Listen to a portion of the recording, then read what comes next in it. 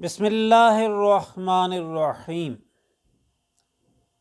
آج کی شب عرش کی توقیر بڑھ گئی، آج کی شب عرش کی توقیر بڑھ گئی، چوما جو اس نے نعلین حضور کو، اس قوت نظر کے قربان جائیے، اس قوت نظر کے قربان جائیے، بے حجاب جس نے دیکھا اللہ کے نور کو۔ ناظرین محترم، معراج النبی صلی اللہ علیہ وسلم کے سلسلے میں ویڈیو کے دوسرے حصے کے ساتھ آپ کی خدمت میں حاضر ہیں۔ آج کا بیان دراصل حضرت العلام واعظ خوش بیان شاعر بے بدل حضرت مولانا نذیر احمد خان صاحب واجد رحمۃ اللہ تعالی علیہ آپ کی تقاریر سے اخذ کیا گیا ہے، جس کا مقصد یہ ہے کہ آپ کی روح مبارک کے لیے ایصال ثواب بھی ہو جائے، آپ کا تذکرہ بھی ہو جائے، اور ذکر معراج مصطفیٰ صلی اللہ علیہ وسلم بھی ہو جائے، اور پھر عام طریقے سے بہتر بھی ہو جائے، کیونکہ جس انداز میں آپ ذکر معراج فرمایا کرتے تھے تو حضرت علامہ صاحب کے مرتبہ مقام کو بہت کم ہی لوگ پہنچتے ہیں۔ اگرچہ میرا علم و عمل، آواز اور انداز اتنا اچھا نہیں، لیکن بزرگوں کے تتبع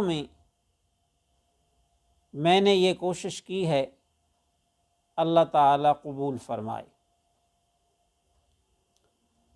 تو معراج مصطفیٰ صلی اللہ علیہ وسلم کے سلسلے میں حضرت علامہ نذیر احمد خان واجد صاحب رحمۃ اللہ تعالی علیہ ابتدا بالعموم یہاں سے فرمایا کرتے تھے کہ اس مبارک اور مقدس رات میں، اس بابرکت اور رحمتوں والی معراج النبی صلی اللہ علیہ وسلم کی مقدس رات میں اللہ تعالی نے آسمانوں کو اور جنت کو سجانے کا حکم دے دیا، عرش الہی کو بھی نور کی چادریں پہنا کر اس کی بھی بناوٹ اور سجاوٹ میں اضافہ کرنے کا حکم دیا۔ تو ایسی دھوم دھام سے تیاریاں شروع ہوئیں کہ فرشتے ایک دوسرے سے پوچھتے ہیں، آپس میں چہمے گوئیاں کرتے ہیں کہ عرش اج کیوں سجایا جا رہا ہے۔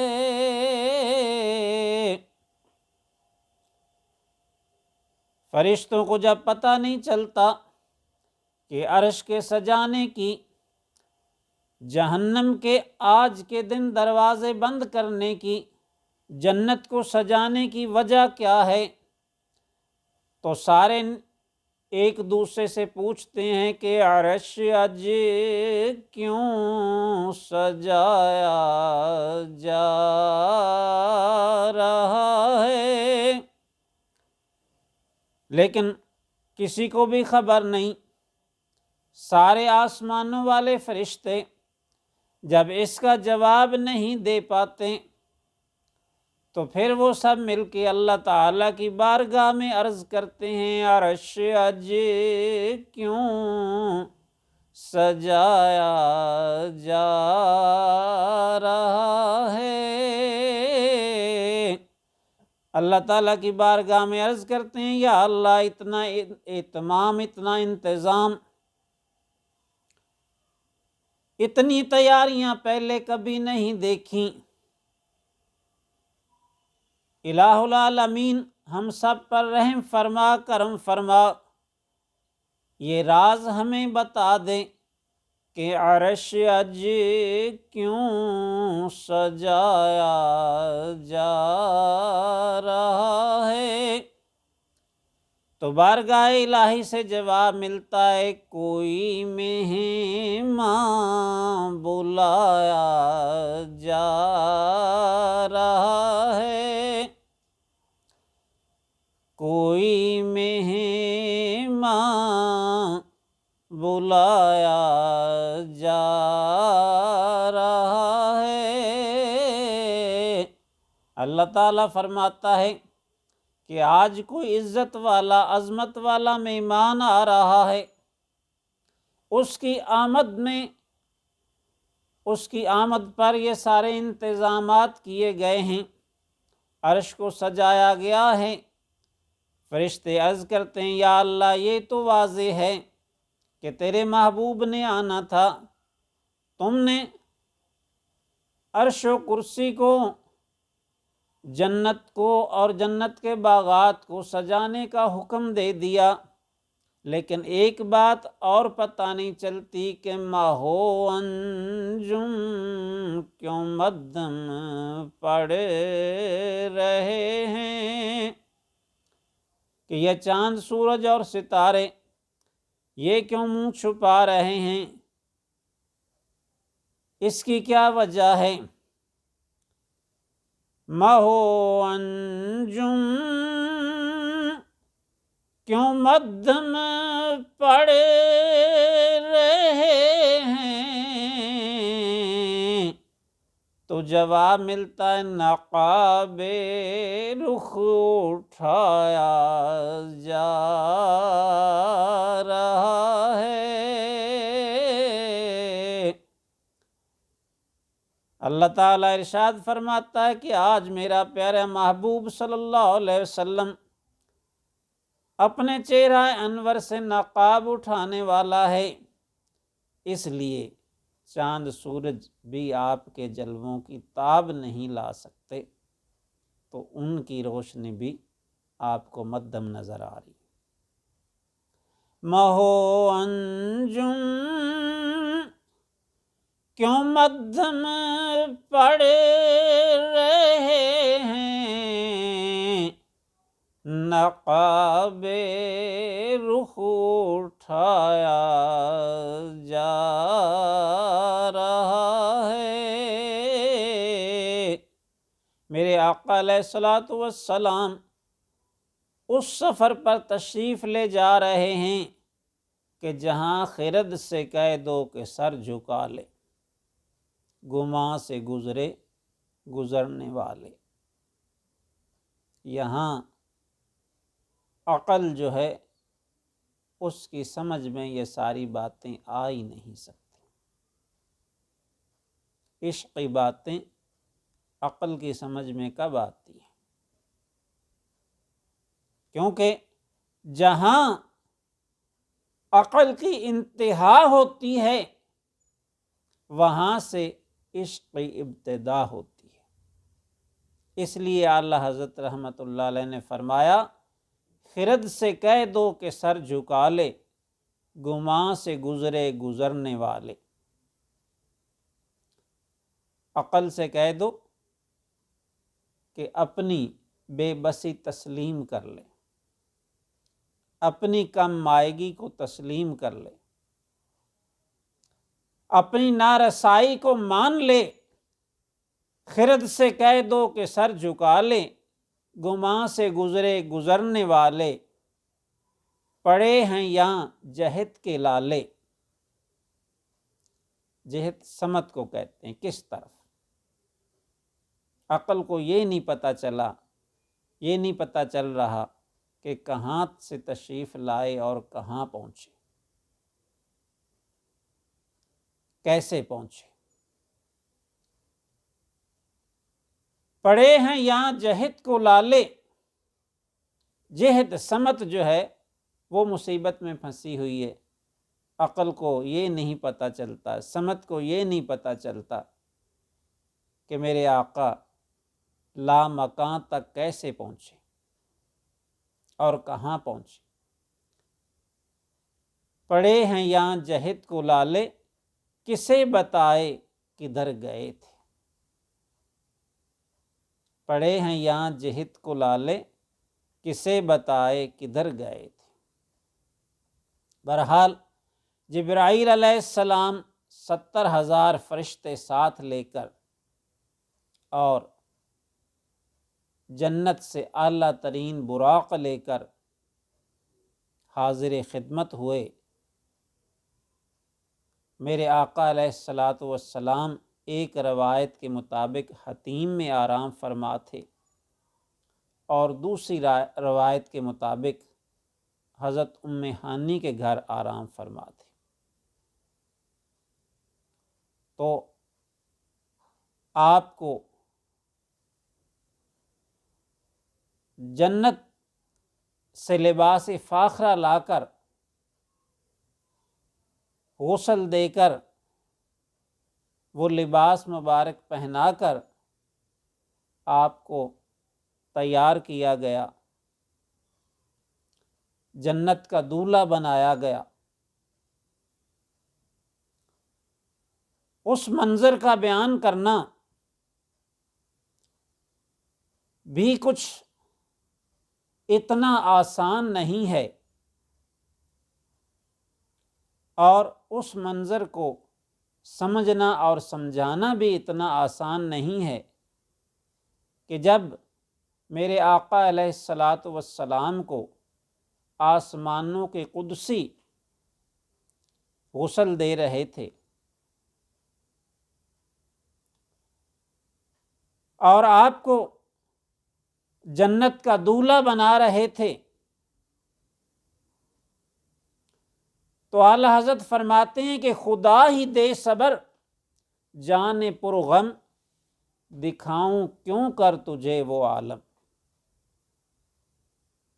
خدا ہی دے صبر جان پر غم، دکھاؤں کیوں کر تجھے وہ عالم، کہ جب ان کو جرمٹ میں لے کے قدسی جنا کا دولہا بنا رہے تھے،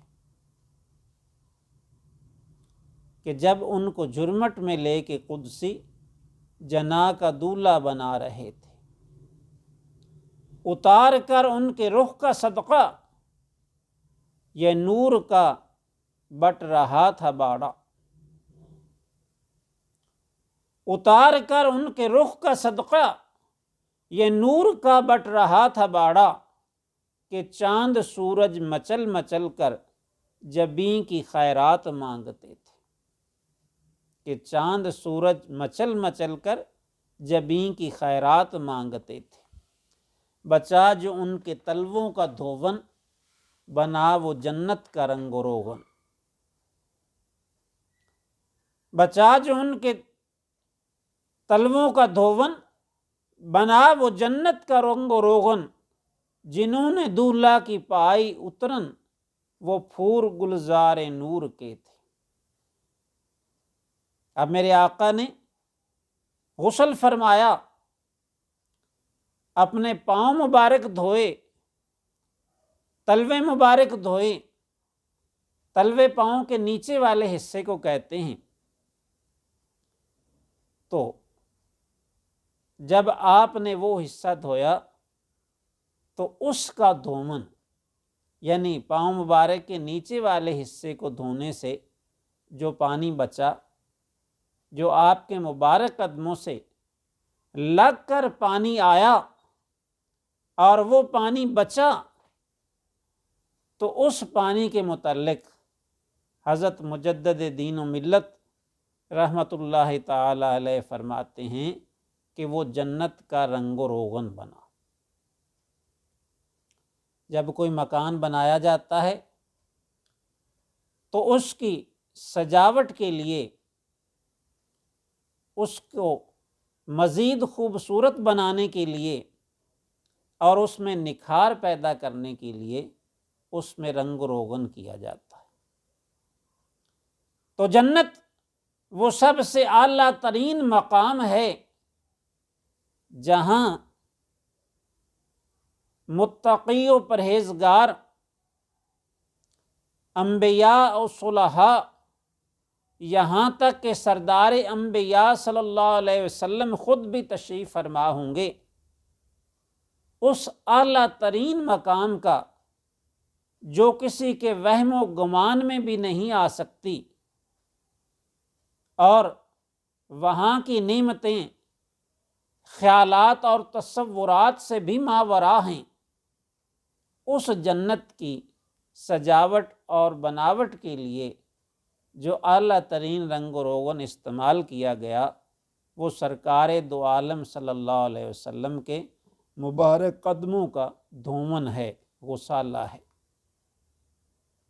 بلکہ حضرت علامہ مولانا نذیر احمد خان واجد اعلی حضرت رحمۃ اللہ علیہ کے اس شعر کی وضاحت میں یہ بھی فرمایا کرتے تھے کہ چونکہ جنت میں سب سے حسین ترین مخلوق جنت کی حوریں ہیں، اور ان کے حسن کا یہ عالم ہے کہ ان کے لباس پر لگا ہوا اگر ایک موتی دنیا میں لایا جائے تو پھر یہاں سورج کی ضرورت باقی نہ رہے۔ تو وہ حسین ترین مخلوق جنت کی حوریں جو ہیں، ان کو حسن میں اضافے کے لیے وہ مقدس پانی جس سے میرے آقا صلی اللہ علیہ وسلم نے اپنے قدم دھوئے تھے، ان کو وہ پانی پیش کیا گیا اور کہا گیا کہ اگر کوئی حور اپنے حسن میں اضافہ چاہتی ہے، اے جنت کی حورو، اگر تم اپنے حسن کو مزید بڑھانا چاہتی ہو تو جس پانی سے آقا علیہ الصلاۃ والسلام نے اپنے پاؤں دھوئے ہیں، اس بچے ہوئے پانی سے تم اپنے چہرے دھو۔ تو اس لیے آپ نے فرمایا، بچا جو ان کے تلووں کا دھون، بنا وہ جنت کا رنگ و روغن، جنہوں نے دلہا کی پائی اترن، وہ پھول گلزار نور کے تھے۔ بہرحال آپ کو جنت کا دولہا بنایا گیا، آپ کو سجایا گیا، اور سواری کے لیے آپ کی خدمت اقدس میں براق پیش کیا گیا۔ میرے آقا نے اس پر سوار ہونے سے توقف فرمایا، کچھ ٹھہرے۔ جبرائیل علیہ السلام نے عرض کی، یا رسول اللہ صلی اللہ علیہ وسلم، کیا امر مانے ہے؟ آپ سوار ہوں اور جلد از جلد تشریف لے چلیں۔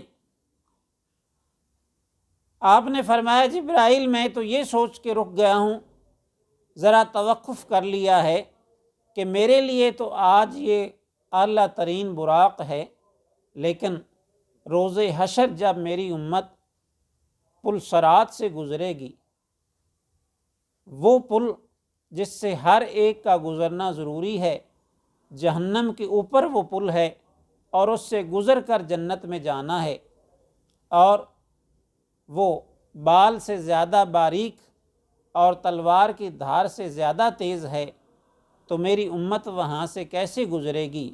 میں اس فکر میں رک گیا ہوں۔ تو اس وقت جبرائیل علیہ السلام نے عرض کی، یا رسول اللہ صلی اللہ علیہ وسلم، میں آپ کی خدمت میں یہ عرض کرنا چاہتا ہوں کہ جب آپ کی امت وہاں سے گزرے تو اس وقت اس خادم دیرانہ کو اجازت دی جائے کہ میں وہاں اپنے پر بچھا دوں اور وہ وہاں سے آرام سے گزر جائیں۔ تو میرے آقا علیہ الصلاۃ والسلام نے اپنی گناہ گار امت کا اس مشکل وقت کا بھی اس وقت خیال فرمایا جب آپ کی خدمت میں براق پیش کیا گیا۔ بہرحال آپ براق پر سوار ہوئے اور پوری سج دھج کے ساتھ اس مبارک اور مقدس رات میں آپ کے سفر کا آغاز ہوا، مسجد حرام سے مسجد اقصیٰ تک اور پھر مسجد اقصیٰ سے مقام بالا تک۔ اس شان اور سج دج سے چلے جسے شاعر نے کہا ہے کہ باغ عالم میں باد بہاری چلی، سرور انبیاء کی سواری چلی۔ باغ عالم میں باد بہاری چلی، سرور انبیاء کی سواری چلی، یہ سواری سوئے ذات باری چلی، ٹھنڈی ٹھنڈی ہوا آج کی رات ہے، یہ سواری سوئے ذات باری چلی، ٹھنڈی ٹھنڈی ہوا آج کی رات ہے۔ اللہ تعالیٰ آج کی مقدس رات کی رحمتیں اور برکتیں تمام مسلمانوں کو نصیب فرمائے۔ تو ناظرین کرام، اس سے آگے بیان انشاءاللہ تیسرے حصے میں ہوگا۔ وما علینا الا البلاغ۔